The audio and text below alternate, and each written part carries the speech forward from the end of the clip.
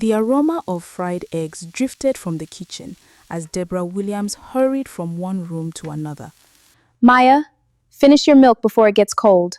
Okay, Mom. Daniel, where are your school socks? Jason, stop running around and let Mummy dress you. Was barely an hour old, but Deborah already felt as if she had worked an entire day. She quickly stirred the pot on the cooker, rushed to pack lunch boxes, then returned to button Jason's school shirt before helping Maya tie her shoelaces. Just then, heavy footsteps echoed down the staircase. Chris Williams walked into the dining area, adjusting the cuffs of his bright white polo shirt beneath his blue denim jacket. He stopped. His eyes swept over Deborah from head to toe. His face tightened. Just look at yourself! He shouted. Deborah paused and turned slowly. What happened? Chris scoffed. What happened? You really have the confidence to ask me that? He Have you pointed toward seen the our large neighbor this living room morning? window. Have you seen our neighbor this morning? Deborah remained silent. Chris continued. Vanessa just drove out. Did you see her? Her hair was neat. Her makeup was flawless. Her clothes looked expensive. Even from here, she looked elegant. Now look at He you. looked back at Deborah with disappointment. Now, look at you. Deborah glanced down at her simple blue blouse, already stained with a little flour from preparing breakfast. I've been getting the children ready. And don't give me that excuse again. Vanessa has children too. Or are you the first woman in Nigeria to give birth? That's not fair. The children fell silent. Daniel quietly lowered his head. Maya looked at her mother with worried eyes. Little Jason stopped playing with his toy car. Deborah forced a smile. Breakfast is ready. Chris ignored the food. Every single day you look tired. You don't even make money, Deborah. Tell me, what exactly do you contribute to this house? I do everything for this family. How can you say that? She quietly continued arranging the lunch boxes. Chris laughed You are lucky to sarcastically. have me. You're lucky to have me. Still, she said nothing.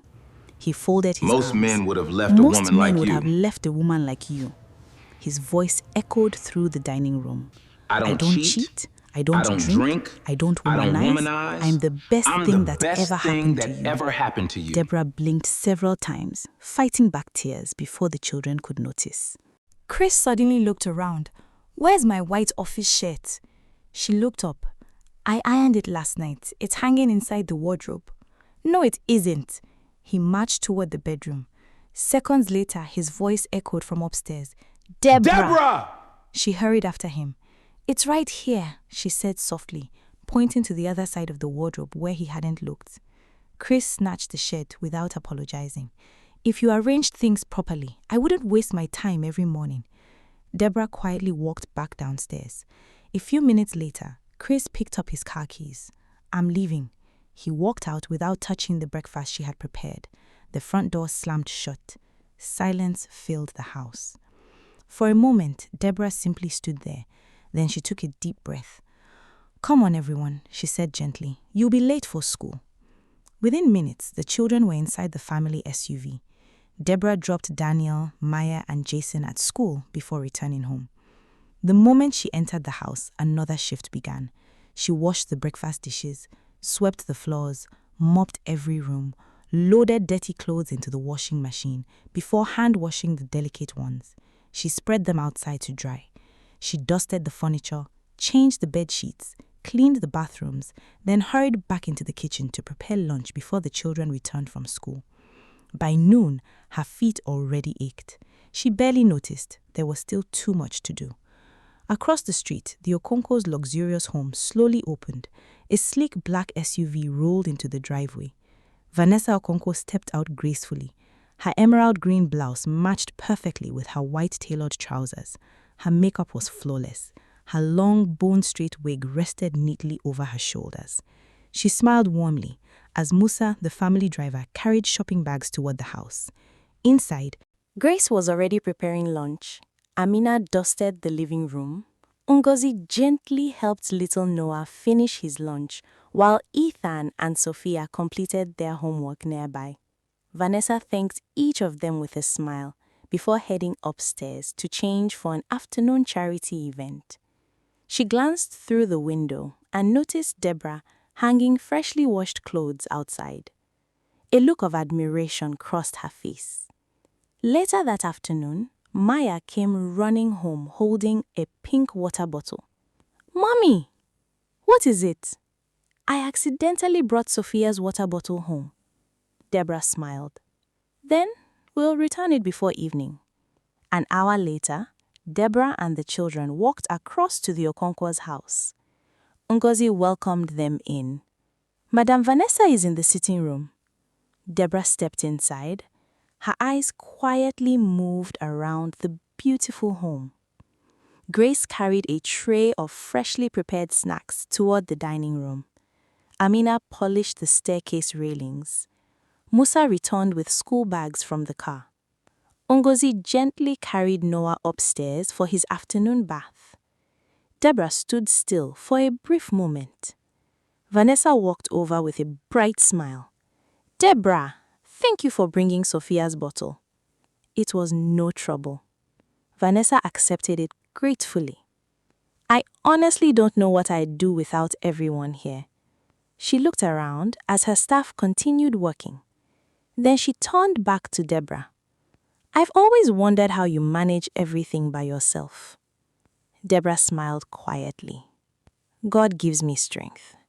She said nothing else. As she walked home with the children, her mind replayed everything she had just seen. For the first time, she understood why Vanessa always looked rested. That evening, Chris drove into the compound just as Vanessa stepped out in another elegant outfit, ready for her event. He watched her for a moment before shaking his head. Then he looked at Deborah, who had just finished serving dinner. "You see?" he laughed. "Vanessa has children too." Deborah looked at him calmly. She simply smiled, because for the first time, she knew something Chris didn't. If you're enjoying this story, don't forget to subscribe for more. The next morning began exactly the same way. Before sunrise, Deborah was already awake. She prepared breakfast, packed 3 lunchboxes, ironed Daniel's school uniform because he had accidentally stained the one he wore the previous day. She braided Maya's hair. She chased Jason around the living room before finally getting him dressed. Chris came downstairs, picked up his briefcase, and looked at the dining table. "Is this the egg I told you to make?" Deborah replied gently. "You said you wanted boiled eggs yesterday." "I changed my mind." She apologized immediately. "I'll fry another one." Chris sighed loudly. "Sometimes I wonder why everything has to be so difficult with you." Daniel quietly looked at his mother. "Dad, Mommy has been awake since." Chris raised a hand. "I'm talking to your mother, not you." The little boy immediately fell silent. After Chris left for work, Deborah finished cleaning the kitchen before taking the children to school. On her way home, she stopped briefly at a supermarket to buy groceries. Then she hurried back to begin another round of housework.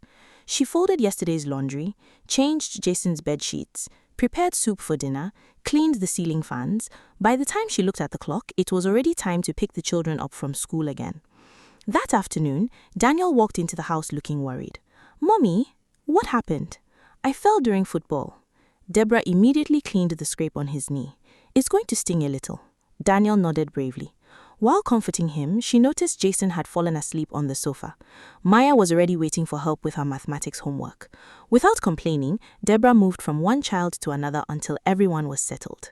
Later that evening, Chris arrived home. He stepped into the sitting room and frowned. "Why are these toys still here?" "I was helping Daniel with an injury," Deborah explained. "So?" "I was about to tidy up." Chris shook his head. "Excuses, that's all I ever hear." He walked upstairs. Deborah quietly gathered the toys before serving dinner. Across the street, Vanessa was sitting in her garden with Richard. The children laughed as Ngozi played with them on the lawn. Grace brought out freshly squeezed juice. Richard smiled. "You've been looking over there a lot." Vanessa glanced toward Deborah's house. "I keep thinking about her." "Deborah?" Vanessa nodded. "I honestly don't know how she does it." Richard followed her gaze. "She's a remarkable woman." Vanessa smiled softly. If all our staff disappeared for just 3 days, I'd probably lose my mind. Richard laughed. I don't think you'd survive too. She laughed with him. I wouldn't. The next Saturday, Chris attended a small get-together with a few colleagues after work. As they discussed family life, one man complained about how difficult it was raising children. Chris chuckled confidently. I don't have that problem. What do you mean? Another colleague asked. My wife stays at home, so she handles everything? Of course. One of the men leaned forward. Everything? Chris shrugged. Cooking, cleaning, laundry, school runs, homework, the usual. The table became quiet. Then one colleague smiled. So when do you help? Chris looked surprised. Help? Yes, Chris laughed.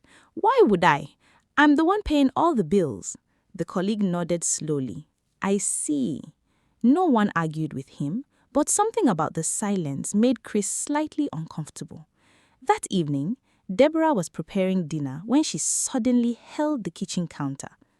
A sharp wave of dizziness passed through her body. She closed her eyes for a moment. Mommy? Jason stood at the kitchen door. She forced a smile. I'm okay. She finished cooking despite the pounding headache. The following day, she woke up feeling weak. Even so, she still prepared breakfast, washed clothes, cleaned the house, took the children to church, returned home to cook lunch. Vanessa noticed Deborah moving more slowly than usual. She walked over after church. Deborah, are you all right? I'm fine. Vanessa gently touched her arm. You don't look fine. Deborah smiled politely. I'm just a little tired. Vanessa looked concerned. Please, don't ignore your health. I won't. But the moment Vanessa left, Deborah returned to the kitchen. There was still dinner to prepare, still uniforms to wash, still homework to supervise, still lunch boxes to pack for Monday morning. That night, after everyone had gone to bed, Deborah quietly folded the last basket of laundry. Her vision suddenly became blurry. She grabbed the edge of the table. The room began to spin. She tried calling Chris. Chris? Before another word could leave her mouth, she collapsed onto the kitchen floor. The loud crash echoed through the house. Daniel was the first to awake. Mommy? Within seconds, the children rushed into the kitchen. Chris came running downstairs. His face turned pale. Deborah. She didn't respond. Minutes later, the family car sped toward the hospital. After examining Deborah, the doctor walked into the waiting area. He looked directly at Chris. Your wife is suffering from severe physical exhaustion. Chris frowned. What does that mean? It means her body has been overworked for a long time. The doctor paused before continuing. She needs complete rest. For how long? Chris asked. At least 1 week. No cooking, no cleaning, no laundry, no school runs, no housework, no stress. Chris forced a confident smile. 1 week? The doctor nodded. Yes. Chris leaned back in his chair. We'll manage. The doctor looked at him for a brief moment but said nothing. Chris had absolutely no idea what the next morning was about to teach him. Chris's alarm rang at 5:30 a.m. He reached out, switched it off, and closed his eyes for what he thought would be 1 minute. The next time he looked at the clock, it was almost 7. He jumped out of bed. Oh no! He rushed downstairs. The children were still asleep. Breakfast hadn't been made. Lunch boxes were empty. School uniforms were still hanging on the clothesline. Chris froze. For the first time, he realized Deborah had always done all of this before anyone else woke up. He quickly woke the children. Daniel, Maya, Jason, get up. You are running late. The house instantly became chaotic. Jason refused to brush his teeth. Maya couldn't find one of her shoes. Daniel reminded him that his uniform hadn't been ironed. Chris hurried into the kitchen. He cracked a few eggs into a frying pan. Seconds later, the smell of something burning filled the room. Oh no! He switched off the cooker. Now breakfast was ruined. The children stared at him. Dad, what are we going to eat? Maya asked quietly. Chris grabbed slices of bread. You will eat this today. After finally dropping the children at school, he drove straight to work. He arrived almost an hour late. His manager looked at him. "This isn't like you, Chris. I'm sorry, there were family issues." By the time work ended, Chris was already exhausted, but another shift was waiting at home. He picked up the children, stopped at the supermarket, cooked a simple meal, washed the dishes, helped Maya with homework, looked for Jason's missing toy, prepared Daniel's school bag. Before he finished, it was almost midnight. He collapsed onto the sofa. The next morning wasn't any better. The laundry basket was overflowing, the living room was untidy, the children's uniforms needed washing. Chris stared at everything in silence. So, this is what Deborah does every day. By the third day, dark circles had formed beneath his eyes. He had missed 2 important meetings at work. His boss called him into the office. "You've been distracted all week." "I'm trying my best." His boss nodded. "I hope everything gets better." Driving home that evening, Chris felt a headache building. He had never been this tired before. The following afternoon, Maya suddenly remembered something. "Dad, what is it?" "I left my drawing book at Sophia's house after we played there last week." Chris sighed. "I'll go and get it." A few minutes later, he arrived at the Okonko's house. Musa opened the gate with his smile. "Good afternoon, sir." Chris nodded and walked inside. He stopped almost immediately. Ngozi was helping Noah with his afternoon snack. Grace was preparing dinner in the kitchen. Amina vacuumed the living room. Outside, Musa washed Richard's SUV after returning from the school run. Chris looked from one person to another. He had never noticed before. Vanessa walked downstairs wearing her usual elegant outfit. "Chris, good afternoon." "Good afternoon. You came for Maya's drawing book?" "Yes." She asked Ngozi to bring it. As they waited, Chris looked around again. "You have quite a number of people helping." Vanessa smiled. "Oh yes," she laughed softly. "I honestly don't know what I'd do without them." Chris remained quiet. Vanessa continued. "If these 4 people took 1 week off," she shook her head, "I'd probably cry." Chris stared at her. "You mean they handle all the housework?" "Almost everything." "The cooking?" "Grace." "The cleaning?" "Amina." "The children?" "Ngozi." "The school runs?" "Musa." Chris felt his chest tighten. Vanessa noticed the expression on his face. She smiled warmly. "You know something?" "What?" "I've always admired Deborah." Chris looked confused. "You admired Deborah?" Vanessa nodded without hesitation. "Of course. She wakes up every morning and does alone what it takes 4 people to do in this house." She smiled. "I honestly don't know how she's managed all these years." Chris couldn't say a word. At that moment, Ngozi returned with the drawing book. "Here you are, sir." Chris accepted it absent-mindedly. He thanked everyone and slowly walked back to his car. Instead of driving home immediately, he sat behind the steering wheel in complete silence. Every word he had ever said to Deborah replayed in his mind. "Look at Vanessa. She has children too. What exactly do you contribute? You are lucky to have me." He covered his face with both hands. For the first time, he saw the truth. The woman he had spent years comparing his wife to had never been carrying the same burden. When he finally got home, the house was unusually quiet. The children had already fallen asleep after tiring themselves out. Chris slowly walked into the kitchen. Dirty dishes waited in the sink, laundry still needed folding, tomorrow's lunchboxes had not been packed, school uniforms still needed ironing. He looked around the room. Then he remembered Deborah doing all of it without anyone thanking her. His eyes filled with tears. He pulled out a chair and sat down. For the first time since he got married, Chris Williams cried. Not because he was tired, but because he finally understood the weight Deborah had been carrying alone, while he spent years making her feel like she was never enough. Several days later, the doctor finally discharged Deborah. Chris drove to the hospital himself.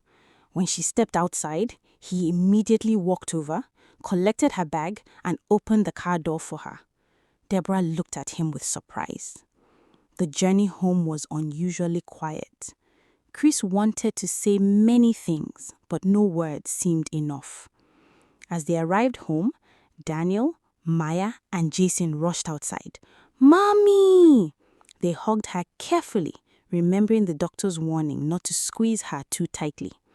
Deborah smiled for the first time in days. When she entered the house, she stopped. The sitting room was clean. Fresh flowers sat on the center table. Dinner was already prepared. Chris noticed the surprise on her face. "You don't have to do anything," he said softly. "The doctor said you need to rest." Deborah looked at him, confused. That night, she lay awake, wondering what had changed. The next morning, she heard movement downstairs. She quickly got out of bed. Chris was already in the kitchen. He had prepared breakfast. The lunchboxes were packed. Daniel's uniform had been ironed. Maya's school shoes had been polished. Jason was laughing while Chris struggled to tie his shoelaces properly. The little boy giggled. "Daddy, Mommy does it better." Chris smiled. "I know." After dropping the children at school, Chris returned home. Deborah was folding a few clothes, despite the doctor's instructions. He gently took them from her hands. "I'll do that." She stared at him. "You don't have to." "I know, but I want to." For several seconds, neither of them spoke. Finally, Chris took a deep breath. "Deborah," she looked up. "I'm sorry." She remained silent. "I've said a lot of hurtful things to you over the years." He lowered his head. "I kept comparing you to Vanessa without knowing the truth." He paused. "I thought you weren't trying hard enough." His voice trembled. "I didn't know you were doing the work of 4 people every single day." Tears filled Deborah's eyes. Chris continued. "I kept asking what you contributed to this house." He shook his head. "Now I know. You were the foundation of this family. I just refused to see it." Deborah quietly wiped away a tear. Chris looked directly into her eyes. "I was wrong. I made you feel small. I made you question yourself. I made you carry everything alone while I stood there criticizing you. I don't expect you to forget everything overnight, but I promise you this. You will never carry this family alone again."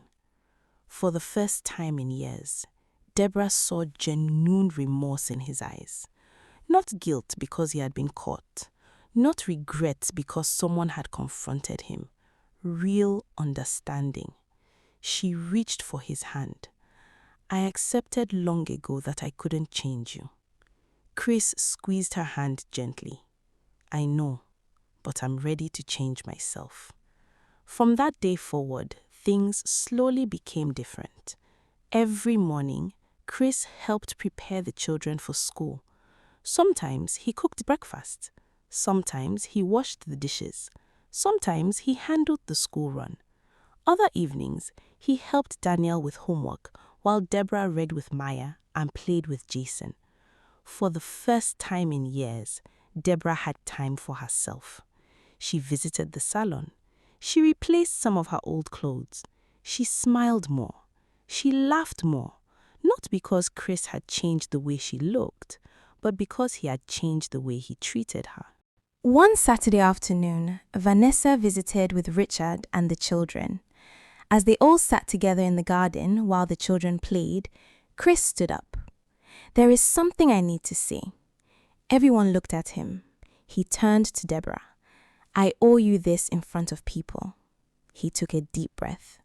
"For years, I compared you to Vanessa. I judged you without understanding your reality. I thought providing money made me a complete husband. I was wrong." He smiled sadly. "I now know that while I was providing financially, you were holding this family together in ways I never appreciated." Vanessa smiled warmly. "Deborah has always been an incredible woman." Chris nodded. I know. I just saw it too late. Richard placed a hand on Chris's shoulder. The important thing is that you see it now. Chris looked at Deborah again. Thank you for not giving up on this family. Deborah smiled gently. We both learned something. Months passed. Their home became happier. Not because life became easier, but because they had become partners instead of opponents. One evening, Chris watched Deborah laughing with the children in the sitting room. She looked relaxed, confident, beautiful. He smiled to himself. Then he quietly whispered, I spent years looking at another man's wife, when the most amazing woman had been in my own home all along. Sometimes we become so busy comparing our lives with other people's highlights that we fail to appreciate the blessings already in front of us. A home is not built by money alone. It is built by love, respect, partnership, gratitude, and the willingness to carry life's burdens together. Never compare someone's results without first understanding the responsibilities they carry behind the scenes. Now, I'd love to hear from you. If you were Deborah, would you have forgiven Chris after everything he put you through? Do you think Chris truly deserved a second chance, or was his apology too late? Have you ever been judged or compared unfairly by someone who didn't understand your struggles? And what lesson from this story will stay with you the longest? Share your thoughts in the comments.